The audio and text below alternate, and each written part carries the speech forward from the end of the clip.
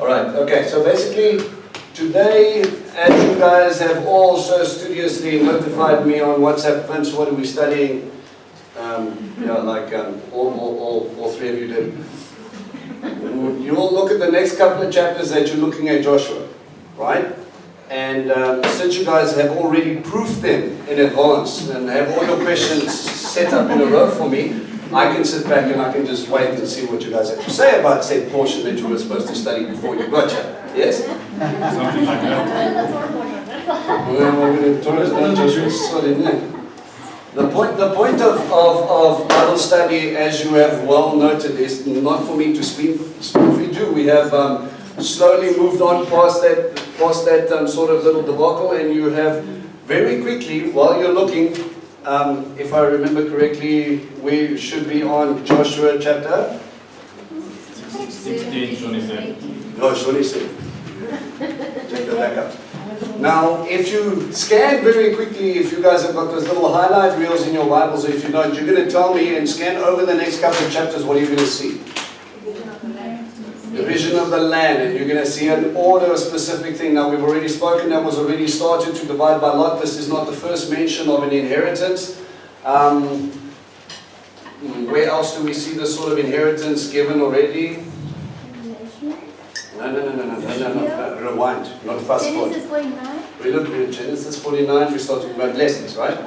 Alright, and we have this nation of Israel that's going to be built up, and we already see in Numbers 26, 27, and again at the end of Numbers, we start talking about the division of the land. We start talking about inheritance. Now, instead of me going through reading every single chapter, I thought I would save you the pain of my madness and listing every single city and the meaning thereof and trying to make sense. My board is not big enough. I decided that I think I'll give you a picture and wait for you guys to do the work a little bit. Oh, thanks, Uncle Vince. Thanks, Uncle Vince. Right. So if you look at our high definition, that's the next thing. Yes, look at that. Okay, well, what I've got is I've got a Movies Atlas Bible. I'll pass it around. Basically, what happened is this is inheritance broken down. You like that ruach, huh? Was that fun? No. That's what I wrote. It's that ruach, man. Don't be nervous. Yeah, we like that ruach. All right. So basically, what you're going to see is the allotment of the land of inheritance. Okay. Now again, they've been given this land. Whose land does it belong to? It's God's land, right? And He said you can stay there for a time, right? So what I've done is I've skimmed through a few pictures, and then we're going to do some interesting studies where I think, you know what, I've done a lot of work here. You guys are going to help me. Yay! Thank you. Yeah, okay. All right, so everybody's seen the map. Is it all pretty? Yes. I'm going to point out one little thing. The tribe of Dan. Where? Above Kadesh, right at the top of the line. That's the city of Dan. They were supposed to be somewhere. Where's the tribe of Dan here? There, near Yaffo on the sea coast. This is not where they settled though. Right? They actually settled in the territory of Dan in this region. When you go to Israel today, you will go to a place called Tel Dan. There's an ancient Tel, an ancient archaeological mount of Dan. And they struggled with what group of people hung around the side? Philistines, right? The Philistines, they were too strong. They got demotivated. They decided that, well, we can't do this, etc., and decided to take a small little march from their territory here. And, well, we can't park here, we can't park here, we can't park here, we can't park here. And eventually they set up over here and take up a section in sort of the border area between Manasseh and Naphtali. Isn't them that you known as the decathlon? Are you doing the Decapolis? No, The Decapolis is actually on this side of the Galilee, running halfway around just to the bottom end here. Bechian Stephopolis is just to the south of it. Basically, to give you a New Testament reference, is Gergesa or Kusi, where the demon-possessed man that had legion inside of him happened just on this side of the road. Okay, so the Decapolis region was here. Okay, just on the other side of Galilee. Well, Tiberias wasn't exactly a kosher town anyway, but yes, that was Jewish, but it wasn't then. All right, if you want, I can dig up some maps and I can show you later. If you'd like, I've downloaded the maps that were actually used in 1917 to partition the land. That might be interesting to have a look at that. Thank you. All right, okay. All happy with map number one? Jolly good, okay, you guys can all go home. Because Sorry, in modern day, where's Beirut? Beirut. Is it Sidon or? No, yeah, I think it's up north. I think it's north. I think it's near. Sorry. No, you can switch it off there. It's up north the Italian side and south as far as I remember. Yeah, but just correct me, yeah. All right. So, okay, let's get into Joshua. Now I've skimmed through 1 or 2 chapters, so if I don't touch on, it's in Lebanon. Yeah, it's north of Tel Dan, right? Straight north of Tel Dan, but on the coastal side. On the coast. On the coastal side, so we're just past Tyron's Island, because after Dan is that, in that area there. Okay, so just in Lebanon today, just going a little bit North of past Sidon, yeah? north of Sidon. North of Sidon. So they wasn't built on Sidon. That's way. All right. Okay. So as with everything that's going on now, you start to look at little inheritance moments and all the rest of it. I want you to go to chapter 17 for me. Sorry. While I'm busy with chapter 17, who am I going to terrorize? Shonster, you know anyone who's done this? You're going to write from In Irish. In Greek. Give me the order of inheritance. And then what we'll do is we'll rush it afterwards. Okay, so I'm not saying. All right, chapter 17. In the territory lot chosen for the tribe of Manasseh, there was the firstborn Joseph. As for Machir, the firstborn of Manasseh, the father of Gilad, because he was a warrior, he got Gilad and Bashan. So the lot was drawn for the other descendants of Manasseh according to their families. For the descendants of Abiezer, Hephek, Ashriel, Shechem, Hefer, Shmidah, and these were the male descendants of Manasseh according to their families. First thing you're going to notice is that everything that has to do with inheritance goes according to families, right? So you and your family, that will tell you something about how the land was divided up. How was the land divided up? Beside by lots? In accordance to the size of the people that we have. So if we have 100,000 people versus 50,000 people, you don't get an equal amount of land. What you do is you get a land space for 100,000 and then you get land space for 50,000. Okay, so God's not saying just because you have a different surname or a different tribe name, now you're entitled to get more. We're splitting it up. Okay, what Sean is doing behind me is writing out the list of the order of the inheritance. You know what, Sean, you might as well start writing the Genesis ones in there as well. Okay, but I want you to focus on this before I focus on that. All right, verse 3. But Zelophehad, the son of Hefer, the son of Gilad, the son of Machir, the son of Manasseh, had no sons, only daughters. These are the names of his daughters: Machla, Noah, Hogla, Milcha, and Tzitza. They approached Eleazar the Kohen, Yehoshua the son of Nun, and the leaders and said, Adonai had ordered Moshe to give us an inheritance together with our kinsmen. Therefore, in keeping with Adonai's order, he gave them an inheritance together with the kinsmen of their father. Thus 10 parts fell to Manasseh in addition to the land of Gilad and Bashan beyond the Yarden, because the daughters of Manasseh had an inheritance along with his descendants, but the land of Gilead belonged to the rest of the descendants of Manasseh. Right, so what do you get from that? You guys know the story? Yeah, and so those two that said, It goes back to Numbers. Yes, please, very good. Numbers? Remember the story of Numbers? there were lots of numbers. Uncle Vince. Go to Numbers 26. Thank you.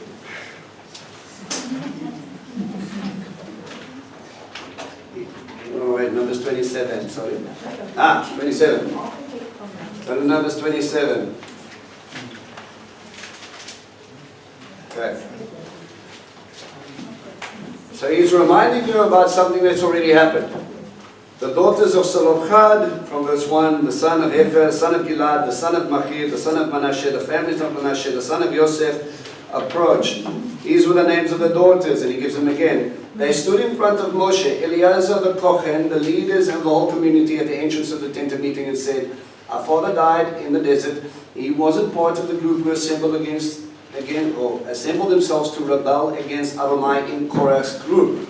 Remember the story of Korah? Yeah. All right, what happened there? Summary. They tried to take over the priesthood. Tried to take over them? Priesthood. Okay, who was Korah? Give Also me, Levi. he was a Levite, but specifically which Levite? Oh, me, I'm asking nice questions today. Who was the one that carried the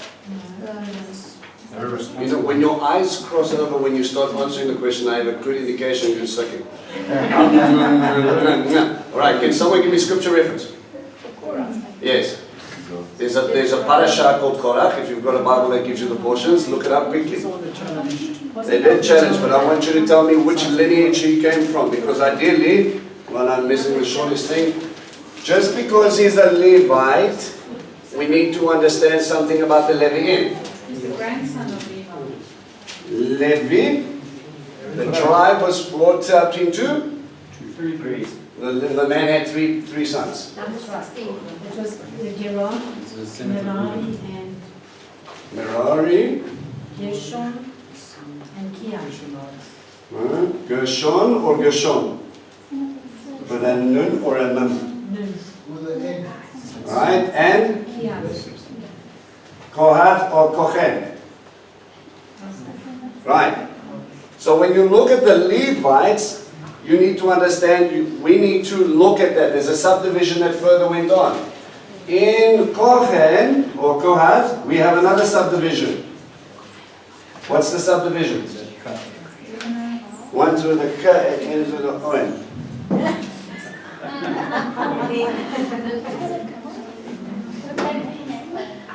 Yes. Hey. Playing hangman. Which one is it? Steve. Steve did it. Alright. Out of who were descendants of Kohen? Aaron, Moses, Miriam. So out of the descendants of Aaron, we have yet another section. What comes out from the line of Aaron? A high priestly section. And everybody else. Specific on that side. So within the Kohanim, you have a division. Right, just like within the Levi'im, you have divisions. So when you talk about he came up and he challenged for, when I start to say, all right, which line did he come from? And you say, Levi. I'm going to say, all right, now let's break it down and let's get down to the heart of it. Because some people had rights and some people didn't. What do I mean by that? Look for me, fastest fingers first. What was the job of the people of Merari? Carry the outer. They were all fastest fingers first. Cell phones are allowed, I will permit it. But I thought I was just going to come. Don't do that. Fastest fingers first, find me a verse. You have three distinct groups of family tribes. These now become families, and they all have responsibilities. Don't you love it? This is nowhere in my notes. Numbers 3:36. What do you have? And the appointed duty of the children of Merari was the boards of the dwelling place and its bars and its columns and its sockets and its utensils and all its service. Alright, so anything to do with the structure of which portion? Of the dwelling place. Okay, of the Mishkan. Alright, so we're dealing with Mishkan moving. Anything to do with the structure of it? Gershon? What do they have to do? The curtains, the inner and outer coverings. Anything to do with the drapings, okay? Anything to do with the curtains, all right? So we have the pins, we have these things that lock into each other, we have the sockets that the poles fit into, and then we have the curtains that attach from one section to the next, the coverings on top, the coverings on the side. This is a tent, right? It has solid structure, but it also has coverings and multiple layers of coverings. Now, if you are a Kohen, if you descend from Kohath, what is your job? The cover it and enter. Only Aaron and his sons are allowed to cover and deal with the menorah, the holy, anything that has to be cut, that was put inside the holy place and the holy of holies. That was their job. They would come in and they would be the one trimming the wicks. They would be the ones looking at the table of showbread. They would be the ones on Aaron, the high priest on Yom Kippur, the only person allowed to go into the Holy of Holies once a year. Right? That was his job. But they would cover it before anybody was allowed to carry it. These are the groups of people that would carry the menorah and the table of showbread and the altar of incense, etc. Okay. That's why they were all put on poles and they were all moved on. Tell me when you need to move. Yeah, but put Revelations before Ezekiel, please. Alright. Okay, so we have groups of people. And what was the coverings, just for interest's sake, what was the color of the coverings of the ark and so on? Of the Ark of the Covenant. What was the layer that you would see? What was the last layer? No, you wouldn't see anything. Gold. Blue. Yes, very good. 10 points. Right. You get a blue covering. Alright, and this is interesting. Why? Because it's pretty. What? All the seats are blue. Right, that is a good reminder because we get that blue from that blue. Right? It's part of the supposed to remind us that His Torah, His law is righteous. Tzitzit is to remind you that you are a royal priesthood. Right, and that royalty, and remember, what was the chosen color of the kings of the earth? Purple. Right, and what was God's chosen color to dissimulate His royalty? Blue. And isn't it amazing that we have the sky? That's also my favorite color. Right, when you look at the heavens, and without getting too technical about reflecting the ocean and all the rest of it, okay, it is still sitting over there and it's giving you this complete blanket thereof. What is under the covering of God? Everything. Okay, so His very essence in that stems from that blue. So now when we look at Aaron and that and we start looking at the functions, now come back to me and tell me again. We have Korach, which one out of the Levites did he come from?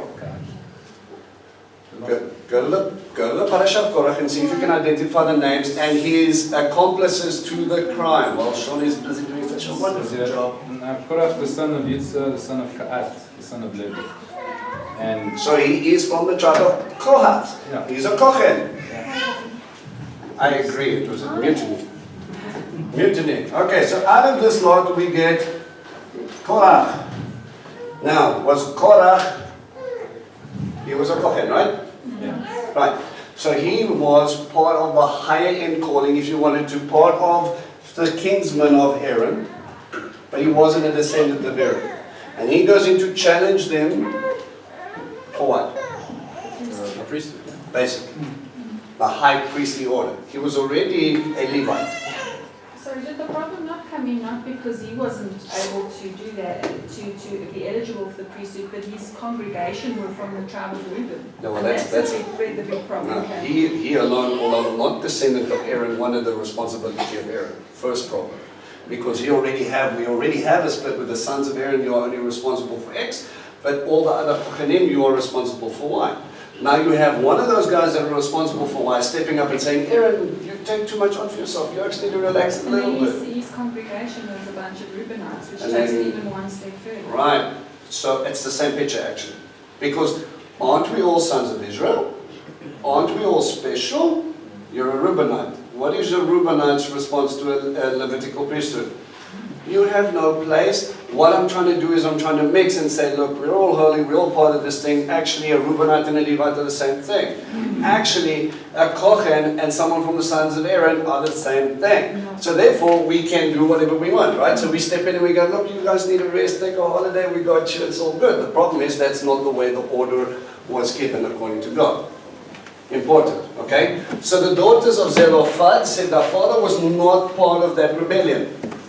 Okay? Long story just to get there. Isn't it amazing? Okay. So they weren't part of that rebellion, so they did not put it. But he died in his own sin and he had no sons. Verse 4.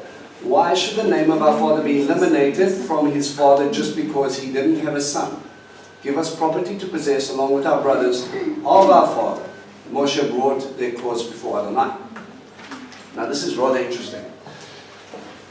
In biblical times, how often do we see women owning anything? Never mind land and inheritance. So what about Proverbs 31? It says that That came once, I said. Fast forward. these are the pioneers.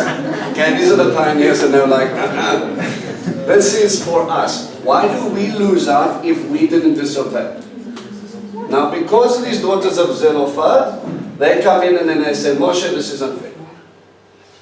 What about our inheritance? My father was a good man. He followed you. He worshipped God. There was no rebellion in him. Should he lose his allotment? And then he goes to Adonai, and Adonai says, you know what? Let's make a landmark agreement. And let's just say, ladies will receive the inheritance, but there is one little stipulation. What's the stipulation? You can't marry outside their tribe. Not allowed to marry outside their tribe. Why? Because the inheritance Because the belongs to inheritance them. was moved outside. Right, because and then the physical inheritance, and you saw how nicely the blocks were divided, right? It wasn't, okay, if you're part of the tribe of Dan, you get Benoni, but you don't, you get the East Rand, but only the towns of Benoni and Edenvale. But in between Benoni and Edenvale, we've got Boxburg, and that belongs to Naphtali. So you mean I'm leaving my territory I'm in my territory, leaving my territory, and I'm back in my territory again. This gets confusing. Where do we draw the boundaries? God gives them nice circular areas and blocks that he says, this is your territory, look after it well, this is why I'm putting you there, and all the rest of it. And we focused a lot on why Judah was given, and the leader of Judah at that time, who asked for the inheritance and went and beat the snot out of some giants, was Caleb. Right. A nice Gentile boy who beat the snot out of 3 giants, and he bought the place of Hebron. Jerusalem was also given to him, and yet it was only later established. Okay, so it's quite interesting that that story of Zelophehad, the daughters of Zelophehad, also gets mentioned at the end of book of Numbers. I think it's Numbers 36, and then again comes up in its physical application here in chapter 17. Now, there are a few interesting illustrations where it comes to this. I haven't wrapped my mind around it fully. But when you start looking at the daughter of the father who receives inheritance, you could make an interesting allusion to the fact that you are sons and daughters of the Most High. The Most High's land, and He will give you inheritance. And He makes the allotment, or He makes the agreement that He says He's going to carry it one step further, that it's not just going to be through the men, but because the ladies in that have been, how do I say it, faithful, they will receive their inheritance as well, regardless. Okay. Right. So that is chapter 17. What a funny notes do I have? I'm sorry, Yes. is there another one as well? Who? There's Hort. I was trying to see. There's Hort. Hello? I'm just trying to see it. It's coming. It's coming. You're seeing it. It's coming. Don't stress. Don't stress. All right. Now, for instance, the ladies receive the inheritance, Mm. and then obviously it goes on to their children. Right. But the children now belong to the father as well, which is a different name from what the ladies' fathers were. Yeah, but still within the same tribe. Okay. If you wanted to take a look, and you know me, I like to do that. It might be interesting for you to play with the terminologies or the names of the descendants, as well as you start looking at the 5 daughters' names. How many of you got that far? No. How many of you thought about it and then decided it was too much work? I just thought about it. All right. I'm going to give you 5 minutes a little bit later to examine that. I'm being meant today. I'm not giving you all of my notes. All right. I want you to jump to chapter 18 of Joshua. Back in Joshua. Yeah. The entire community of the people of Israel assembled themselves together at Shiloh, and they set up a camp in the tent of meeting there after the land had been subdued before them. Okay, but before you ask your question, can you find me that you have up there? picture. I think it's on that side. Thank you. Alright. There still remained among the people of Israel 7 tribes that had not yet received their inheritance. Joshua said to the people of Israel, how long will you delay to take possession of the land which Adonai, the God of your ancestors, has given you? Appoint 3 men from each tribe, and I will commission them, and they are to be set out. Go through the land and describe it according to their inheritance, so that they may come back to me. Alright. So I've shown you guys this picture before. It says, let me read the inscription at the bottom. But go now to my place, which was Shiloh, where I'll set my name at first. Jeremiah 7 verse 12. Okay? What they did is they took an aerial photo of the hills over Shiloh, and it's just as you're coming up into Jerusalem. And it's funny, Jerusalem itself was got 3 valleys in the shape of a shin. Right? But before we even get there, when we looked at the mountain range itself, and it's got a little echoed out here, you can actually make out the Yud Hey Vav Hey there. So this was where the camp was. Nice, eh? So you know, like when he said, I put my name there, he wasn't playing. He literally carved the mountains to do it. Okay? So he established that, and that was the first place where the Mishkan was sort of like established for a fairly long period of time at Shiloh. So I'm going to pass this around. For those of you who haven't seen it, I find it very cool. Okay, Shoni, you wanted to ask a question? I think you answered it, but when you said first established, because I know that God gave instructions to make one, so this What's is that? first established, make the Mishkan on how to make it. So they never made it before, like in No, they did. They made it, remember the worship, and it was going from station to station. Okay, Shoni's asking the question that the Mishkan was obviously, when was the Mishkan's instructions given to make it? At Mount Sinai, right? And who were the 2 chaps accredited to making this bad book? What is the son of Dan? Yeah, Oliav and Bezalel. Alright, now Bezalel's job was, he was the master craftsman, right? He was the guy who was going to put everything together, and he was really good at working with gold and bronze and silver and all those things. And Oliav? One that's the material.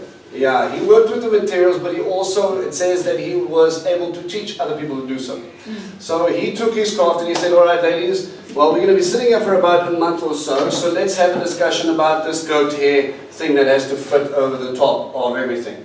Now, this is a lot of time and it took a bit of effort, right? But while we're there, why is goat hair a good covering at the top of everything? It's called an open weave.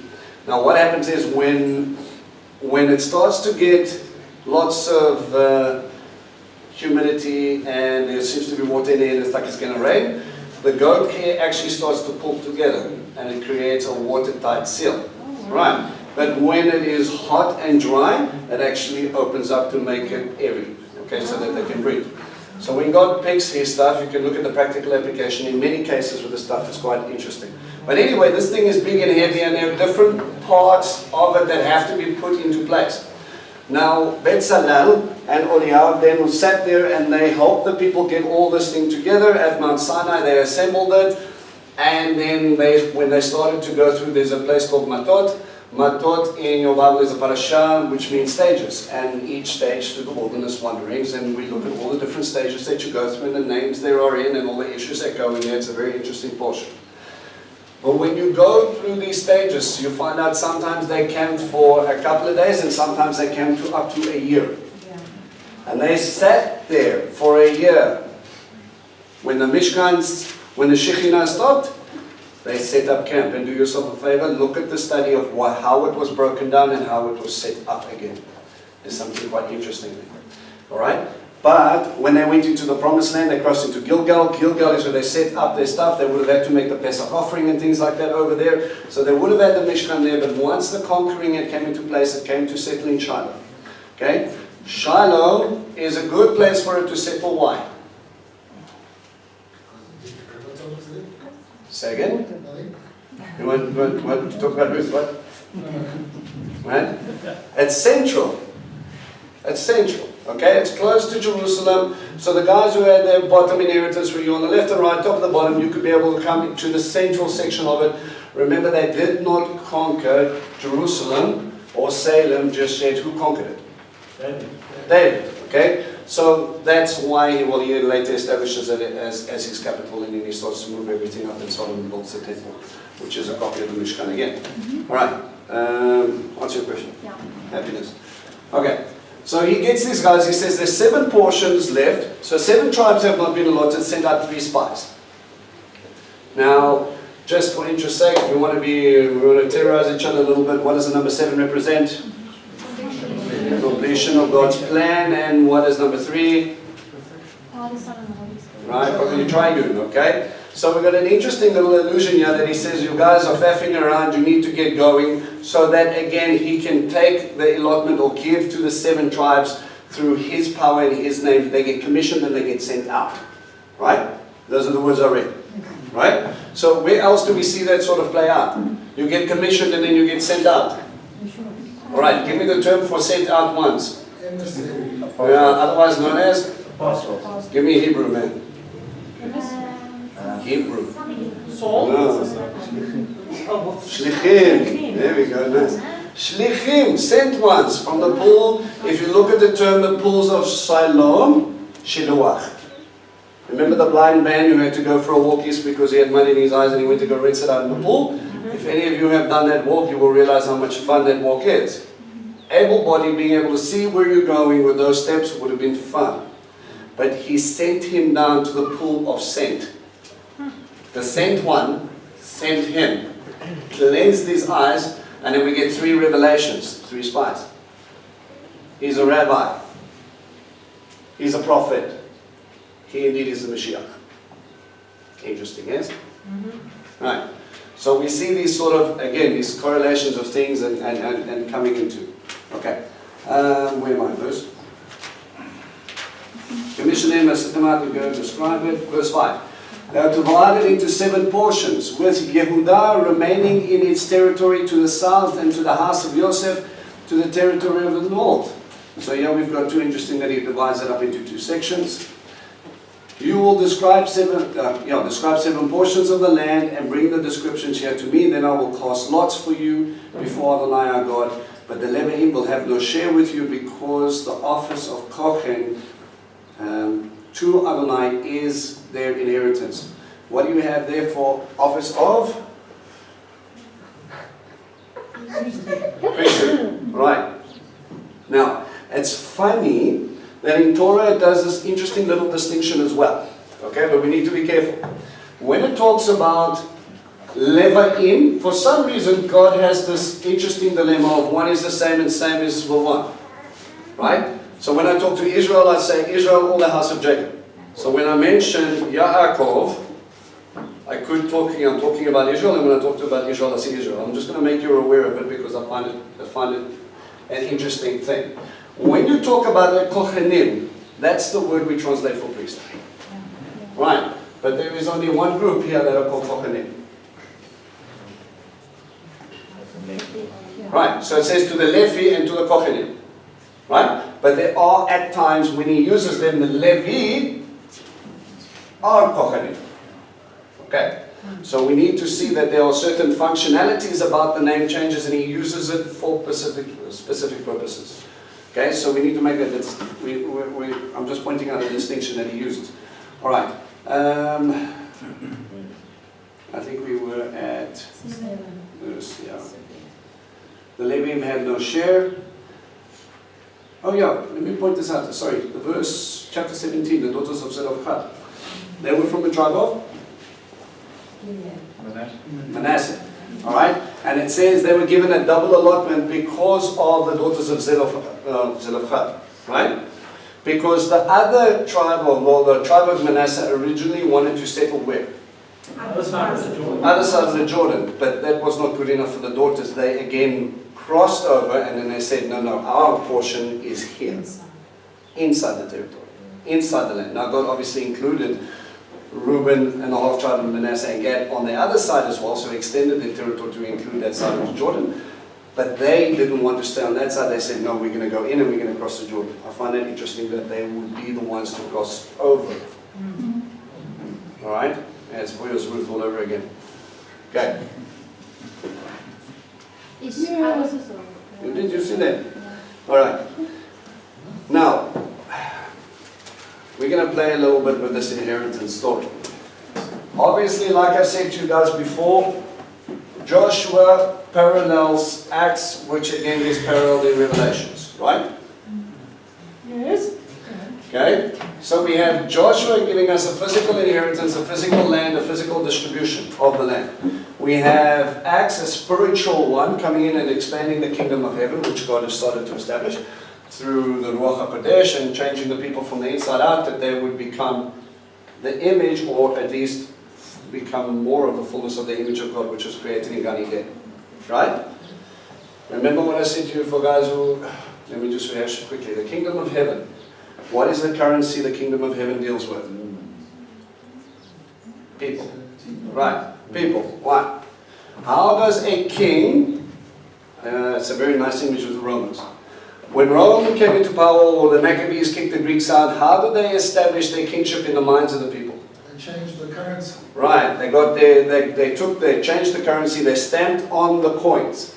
Right, and in the time of the Maccabees, it was a big date palm tree. Right? So it is tall and upright, and it was supposed to be a tree of righteousness, and this tree of righteousness bears fruit, it bears dates. Dates boiled down makes a date honey. Land flowing with milk and honey. Right? So may you be a tall and righteous a date palm, and may you bring honey. Torah. Right? Are you with me? Okay, so that was their symbol. And they had a nice coin minted with a mommy standing next to a giant date palm, taking her little 2-year-old also, throwing up in the air, and they're having a good time. Rome comes in after the invitation, and they mint a coin. Legionnaire or centurion. Date palm, mommy kneeling on the ground, crying over her dead child. Oh. Who's in control?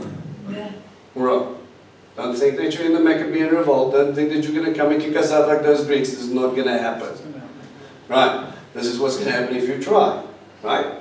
So they stamped that in. And remember when Yeshua has that little discussion and he says, all right, they come and they ask him and they say, all right, should we pay taxes to Caesar?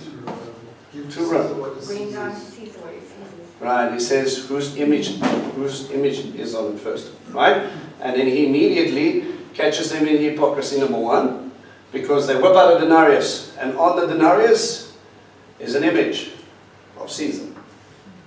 You shall have no graven images. Okay, but hang on a second, but isn't that a little bit extreme? Not until you realize what's written on the coin. The divine king of the divine son. Right. The divine son from a divine ruler. Picture of Caesar Augustus or Octavian. Now, Julius Caesar ascended, he rode commenting to heaven, that made him a god. Now, since I am his son, and get this, Gentiles, in Roman law, an adopted son has more right than one born into the house. You who are grafted in. Ephesians talks about you have been chosen. You have been given an inheritance. It's an interesting illusion when he talks to the Ephesian believers. It is in a Roman tongue when he does that. You have been adopted, or you have been chosen, you have adopted, and you have an inheritance. It rings through the entire book. It's actually, when you look at the way he phrases it, there's stages of servitas. Servitas is the Roman word they used to civilize people. How do I civilize someone? I make them Roman. So I send them through this course, and it teaches them, first of all, they get rid of their clothes, because I don't want you dressing like a barbarian. I want you to understand what status you're in, and remember, according to your status, depended your rights. So if you're an equestrian or a senator or a just normal Roman citizen, you have certain rights, right? And then I have to help you understand where you fit in, who's above you, who's below you, where you fit in and all the rest. And eventually, if I civilize you enough and you're, say, now a Roman or a barbarian general, I will give you the opportunity to change your uniform, fight for us, and you can win inheritance or allotment of land thereafter once you've done your service. What they didn't tell you is they actually gave you a little token that they attached to the belt with the number or the allotment of land you would receive if you survived your tenure or your commission of 7 years or 10 years or whatever it was. What they didn't tell you is that they gave a lot of people the same number because they didn't expect you to survive. Oh, you got number 3B. Oh, me too. Hang on a second. Yeah. That's probably why they didn't survive. That's quite possible, but they didn't expect it. But remember, Rome was a monster and it needed people to run in the army, and Rome would just kill all your trained legionnaires. So you bring people in, you train them up, and you put them front line. And if you get spoils of war, awesome for you. That's why you get it. Oops, you wanted to add something? I was going to say, looking at Josephus, you're adopted into the house. Right. And then taught about your not your lineage, but your hierarchy in society and everything that comes with it. Absolutely. So again, talking about grafting, adoption. Which clan was Josephus put in? Flavius, which was Vespasian. Right, okay, so he was part of the Flavian house and he was brought in. A nice Jewish boy called Josephus Flavius.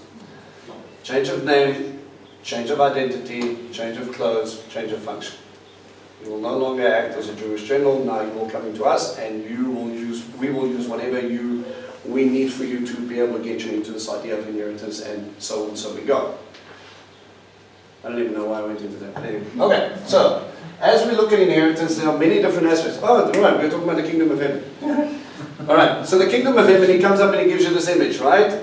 And we've got Caesar Augustus' coin stamped, and he's over there. Okay. Now he says something very cheeky. He says, render unto Caesar what is Caesar's and render unto God what is God's. And he makes a clear distinction. What am I reading between the lines? Caesar is not God. Right. Which kingdom do you belong to is the one he's alluding to. Now this is an invitation to Teshuvah. Because if a Jewish person understood their lineage, it says that you were made in whose image? Right, in God's image. Right? And if you were made in God's image, you're part of His currency. So if you're part of the kingdom of heaven, which image do you bear? Are you more about Caesar's, or are you more about me, says Yeshua? And then especially you didn't go, am I His kingdom? Or am I His kingdom? Render unto Caesar what is Caesar's, render unto God what is God's. Give Him the little stuff. Look at you. Your life, your image, your purpose is kingdom of heaven stuff, not earth's man-made substance. Okay?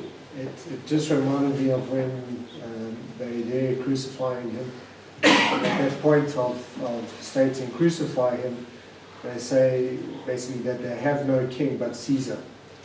So at that particular point they were stating that Caesar is the king. Absolutely, yeah, absolutely. They were showing a lot, allegiance to the kingdoms of men instead of kingdoms of God, thus ostracizing themselves completely from that point. Very nicely put. All right, so when we look at this idea of inheritance, okay, now we start with Joshua, just because this is our basic point of reference. But what we've done, and we've done this on Wednesday nights, when we started looking at the list of names and inheritance that comes up, and 144,000 and so on, we actually start to notice that the order is never the same. Okay? Sometimes we've got some guys missing, sometimes we have some tribes that are not there, and we have many different views.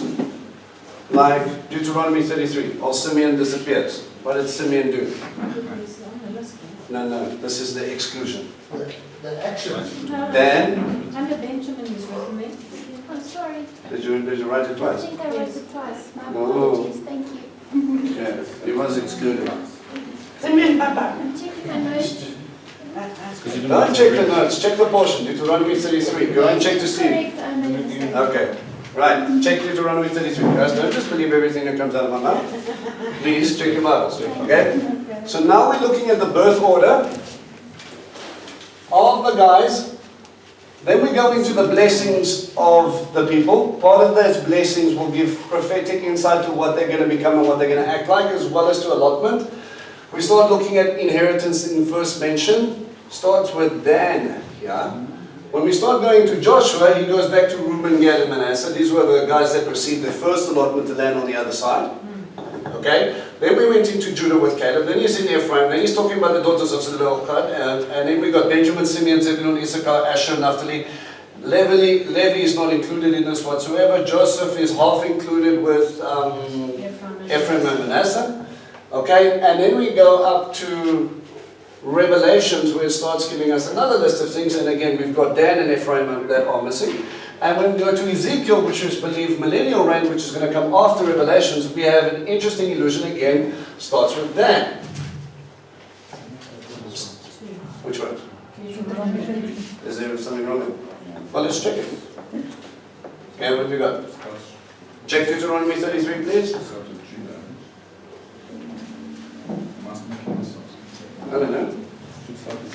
Let's check.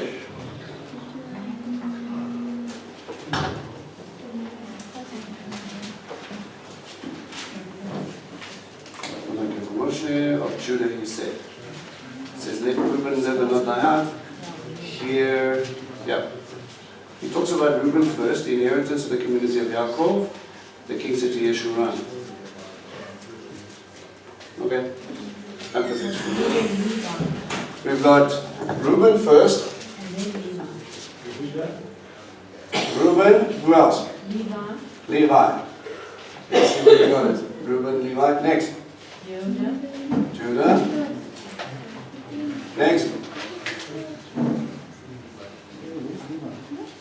It says of Levi have no entrance. Verse 8. But verse 7 it says. Judah said. Judas first, sorry. It says, let Reuben live and not die out, even though the numbers grow few.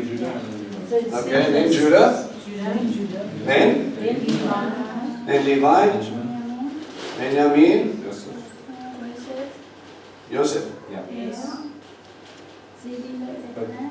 But then there's Ephraim and Manasseh in Joseph. Zebulun. And then, what in here does he have? In Joseph there's Ephraim and No, Manasseh. Zebulun is after Joseph and Manasseh. Ephraim and Manasseh. And then Zebulun, then Issachar. Gad. Then Naphtali. Asher. Yeah. Oh, I apologize. Confusion. I think I confused my list. It's okay, that's why we double check. Alright, someone check for me Genesis 49, someone check for me Revelations, and someone check for me 47, 48. I think you're stopped. That's probably just read the wrong heading. No stress. No stress. It matches now with this.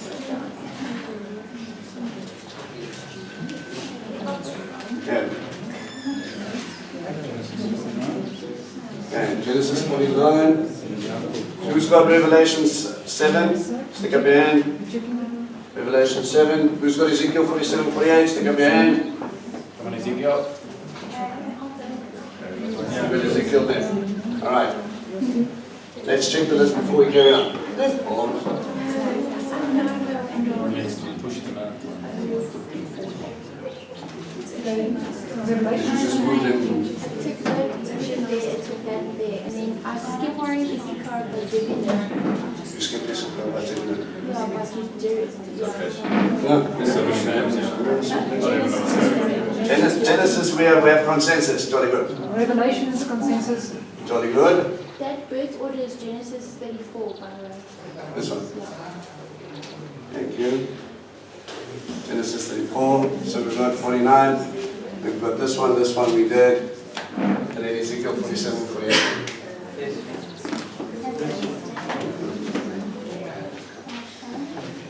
15 minutes. Ezekiel's right. Ezekiel win. Alright, Ezekiel's plus. Okay.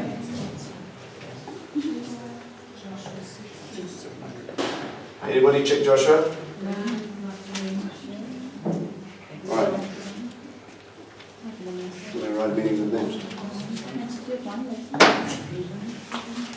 All right. So this is what we did last time. Surely you probably have more space on the side. I just want to amend something. Okay, amend whatever you want. As long as it's, that's check. That's all right. It goes all the way to 20 actually. Yeah, all right. So,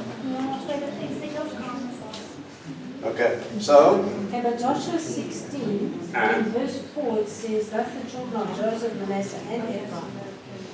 Joseph, Manasseh, and Ephraim. Okay, we can put Joseph in there. Sons of Joseph, Manasseh, and Ephraim. You can put it in there in a bracket of probably which way they gave it. That's the first mention. Which one? 16 verse 4. Alright, so before half tribe of Manasseh? Or here?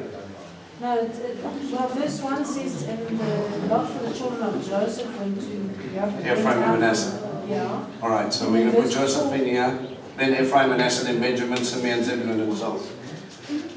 Yeah? Okay, done. Alright. Since we all got you guys all doing live study stuff, while they're busy there,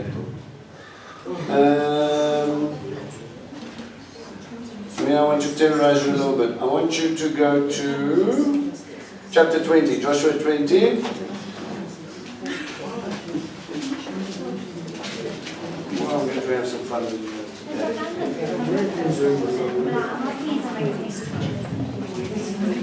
Alright, I'm reading from Joshua 20 while everybody else is falling asleep.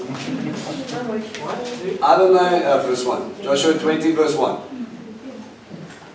Adonai said to Yehoshua, tell the people of Israel, select the cities of refuge about which I spoke to you through Moshe, so that anyone who kills someone by mistake and unknowingly may escape there, they will serve as refugees for you from the next-of-kin-avenger.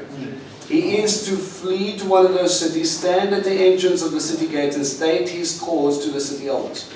Then he will bring him into the city with them and give him a place so that he may live among them. If the next-of-kin-avenger pursues him, they are not to hand over the killer to him, because he struck his fellow community member unknowingly and had not hated him previously, so that he will live in the city until he stands trial before the community until the death of the Kohen HaGadol, who is in office at the time. When that time comes, the killer may return to his own city and his own house to the city from which he fled. From which he fled. Sorry. Okay. So. Even though he did the accident, he's still classed as a killer. Yeah. Well, yeah. Remember, the family members might not be so forgiving. Right? So to stop you, what is the problem with man normally is that they're not going to listen to you. You were busy chopping wood, someone warned you about that axe. No, but I fixed it. I had it fixed, I promise you. No, you didn't, you're lying. You swung it and it came off and it hit him in the head. That was the example given, right? You didn't fix it, so therefore now I'm going to fix you. Right? Tell me I'm wrong. Yeah, but then that's where People cut each other off in traffic and then they want to beat each other, right? Okay? Not a good example, right? Now someone has lost his life. Now, to protect the family from seeing this guy coming in and out like a normal person, no consequence, no issue, he then has to go to a city of refuge. How many cities of refuge do we have? 6. And they're nicely and evenly spread, okay, when you look at it. And when they look at that spread, yeah. Yeah. Alright? To fix that, you run to a city. All those 6 cities, who was in charge of those cities of refuge? Levites. They were Levitical cities. So what do you think is going to be happening in a Levitical city? Oh, yeah, guess what? Welcome to Torah 8 hours of every day. Let's talk about life and God and all the rest of it. So in a sense, you're accidentally, and listen carefully, unintentional sin, you run to God, you state your case at the entrance, I have sinned, and He allows you to come in once your sin is taken care of, right? And you come in, and He protects you from the guy hunting you down. Another word, remember? Can any of you remember what the term blood avenger in Hebrew is? Go Go'al, yeah. There was a group. Oh, no. Go'al, right? Now, because when you break that into Hebrew, not World War II, November. When you break that down into the Hebrew, it means he who gathers to El. Okay, now this avenger is also the term for kinsman. So the redeeming kinsman. So he would be able to come in and be able to redeem back to the Father.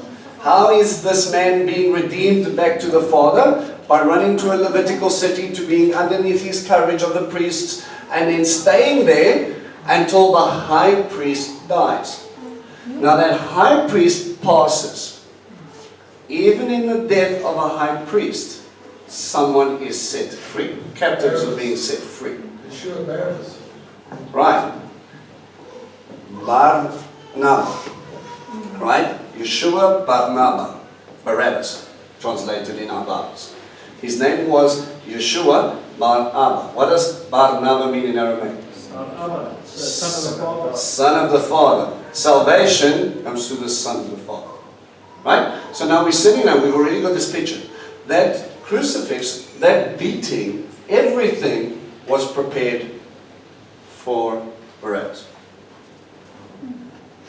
He woke up that morning going, that's it. I've killed people. I've tried to push redemption. I wanted to redeem this land. I want to take back inheritance. I want to get my land back so we can worship our God. Who does that remind you of? Huh? Moses. When he does it his way, he kills a guy, he covers it up, and all he gets for his trouble?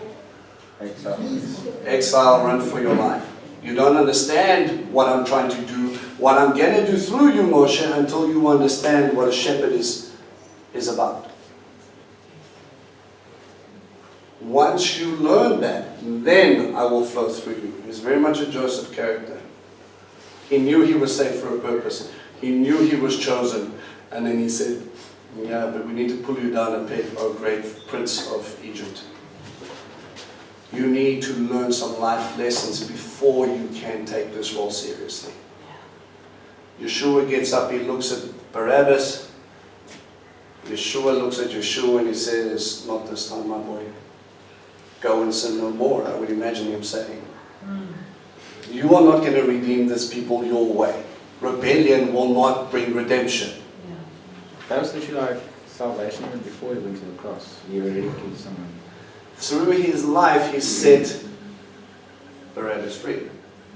Okay? Here, he redeems them too. And again, as we also eloquently pointed out, Ruth, all over again, sitting over here. Because Ruth Was a Gentile. was a Gentile who aligned herself up but was redeemed through Boaz. What does Boaz mean again? No. In his strength. If you look at it, okay? He was redeemed, or she redeemed Naomi, which means pleasantness, and Ruth, who was brought in, the Gentile bride, who later became great-great-great-great-grandmommy of Yeshua himself, who later goes out to get a Gentile bride and wants to give inheritance. And if you look at Revelations chapter, the redeeming scroll, guys, their inheritance scroll. Chapter 5. Thank you, sir. Chapter 5. Then everybody's like, how do I know it was a scroll of inheritance? Because it was written back. Right, it said it was, yes, it was written on both sides. And we know that previous emperors had been given their last will and testament on scrolls like this just before John's time. His last will and testimony is he who is going to inherit my kingdom. Yeshua is the one with the scroll. Ruth, who's going to redeem her? Only someone of flesh and blood can redeem someone of flesh and blood. So I will bring them back into, I will come and fetch the bride, I will cover them and bring them into the land and establish it. It's interesting to me that the temple had two columns. next to the columns that were supposed to represent his feet. One was called Yachin, another one was Boaz. In my strength I will establish. What are they establishing? My house. Where else does he use that type of terminology? The sign, the covenant of David. David, how do you know that his covenant was established? The scepter shall not be Scepter shall not pass from Judah, and there will always be, the sign is simply this, there will be someone sitting on the throne, and God's temple will always dwell there. It's amazing that after Yeshua there was no one sitting on the throne of Judah. Well, not physically anyway. The right throne, the right house was being established. His kingdom was being established through a lineage. Kingdom of heaven dynamic to bring a spiritual inheritance. Mom. The terminology was also used in saying, you are the living temple of God. Present yourselves as living sacrifices. Yes. Livingly dedicated, you are the temple, you are his house. Yeah, well, there's an interesting dynamic while we're there. Yeshua is also the temple. Destroy this temple and I'll raise it up in 3 days. Yeshua is the temple. We're the temple. How does that work? If we are in him and he is in us, and the point of us is to house the Shekhinah and to establish the throne of God himself. How are we doing it? How was anything created? Through a spoken word. Through Yeshua, by Yeshua, for him to reign. Where is that going to be fully established? John 1. Where is it going to be fully established? Ezekiel. But before it does, Revelations. Before that happens, we have to be redeemed in its fullness. But these pictures of inheritance will give you an interesting inkling. Now your homework of what you're going to do is twofold. One, in Joshua chapter 20, there is going to be a list from verse 7.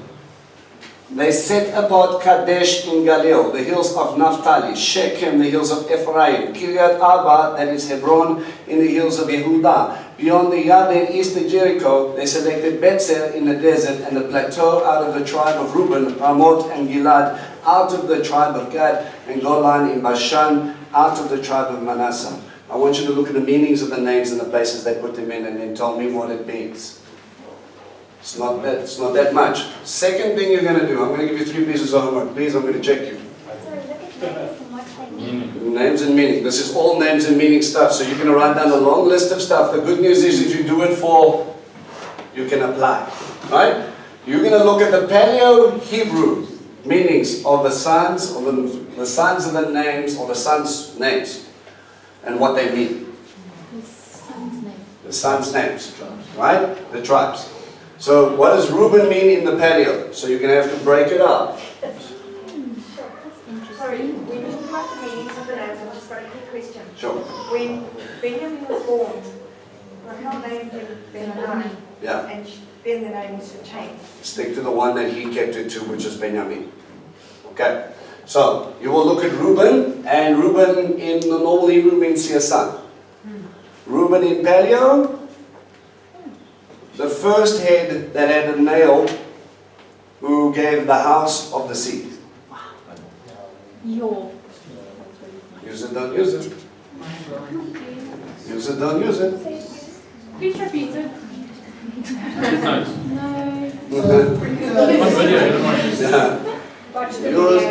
Right. So if you look at this and you're saying, okay, what is this talking about? What is this talking about? What is this talking about? What is this talking about?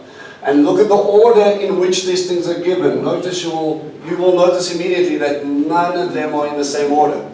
Yet they're all talking about inheritance. They're all talking about specific times.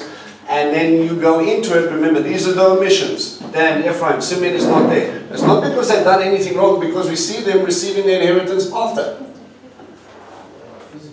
What we're going to see is he's telling you a story about the specific times and the specific inheritance he's trying to give here. And if you will indulge me with another 10 minutes of your time, look at the blessings given in Genesis 49. right? And you'll see that they're also parallel in Deuteronomy 33. These blessings will sometimes talk to land and sometimes will be something prophetic. Open up and start to ask the questions why. See how those things overlap into what they receive later and what's going to happen later. So that we can look at this and we can actually see what God is going to establish. Give you a little bit of a clue. Revelations, you will find no mention of Dan here. And we go, they were excluded because of the golden calf. But the other golden calf was in the territory of Benjamin, and it's over there. Right? In Bethel. So we've got a problem. If I use one dynamic and the other one, surely Benjamin would not be there. But in the thing of millennial reign, when we look at Dan, Dan is the first one to be mentioned.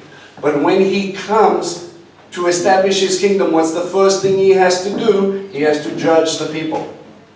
Then comes everything else. Here is not about judgment, he's about sorting out and bringing teshuvah. So what is he trying to allude to in Revelation 7 versus what he's trying to establish in Ezekiel 47:48? I'm just trying to figure out whether Reverend Wolf puts it to Benjamin. We'll go into that.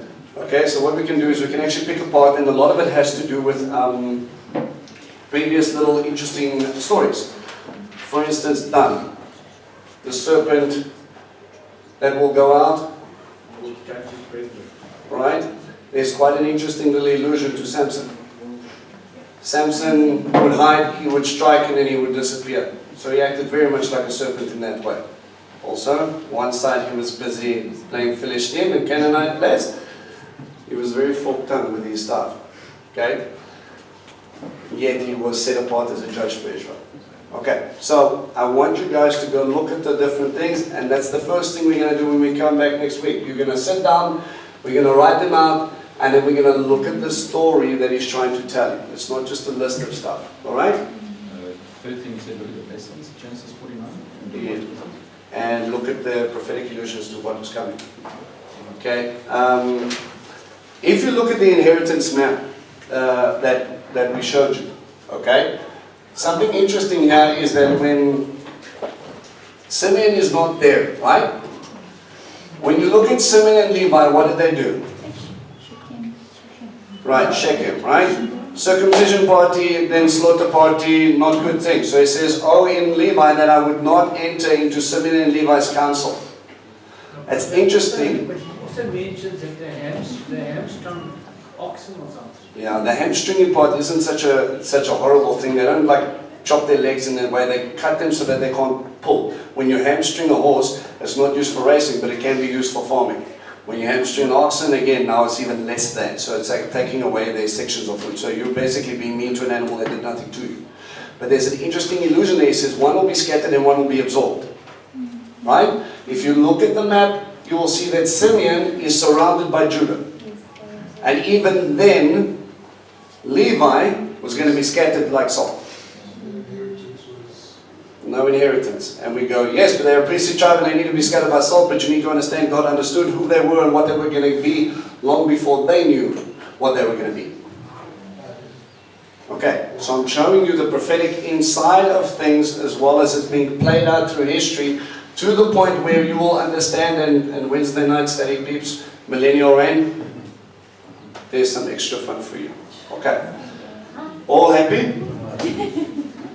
Don't just don't rub the board off. Oh, yeah, no, I'll stay away. Okay. Prayer time is every time?